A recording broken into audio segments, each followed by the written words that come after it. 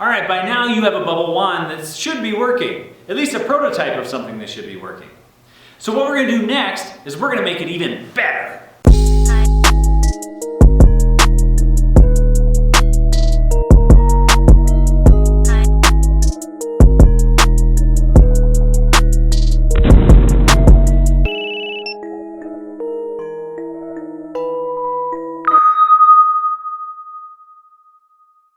All right, we have learned a ton in this unit on engineering.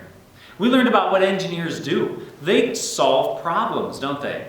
But in order to do that, they have to think about what are those limitations and constraints. What can they do and what can't they do in order to solve the problem?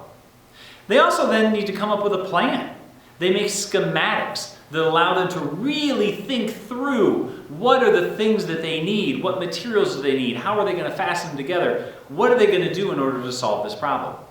That's a very important step with brainstorming and talking to other people and making your schematic better. It's so important because if engineers just started grabbing materials and making things, that gets pretty expensive because they're probably going to screw it up and then they're going to, have to go back and get some more materials. So they really want to plan things out really well before they actually go in and start building things. But once they do, they go in and they build that prototype or the device itself, and then they look to try to improve it. And that's what we're going to do today. We have learned all kinds of things in this unit, not just about engineering. We learned about solids and liquids and gases and all those different states of matter.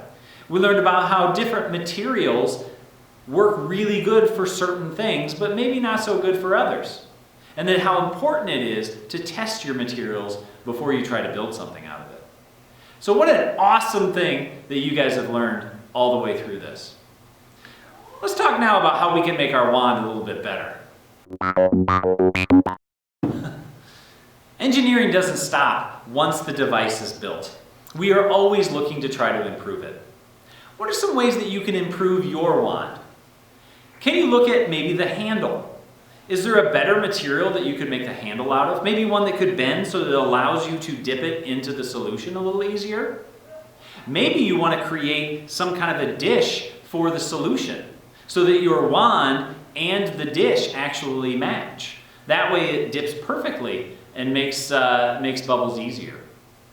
Maybe you want to make a wand for your friend that's similar to yours. Can you mass produce it? Can you make more than 1 or 10 or 15 wands? We got to think about what materials we want to use in order to do that. All of these things are ways in which we can make our wand better.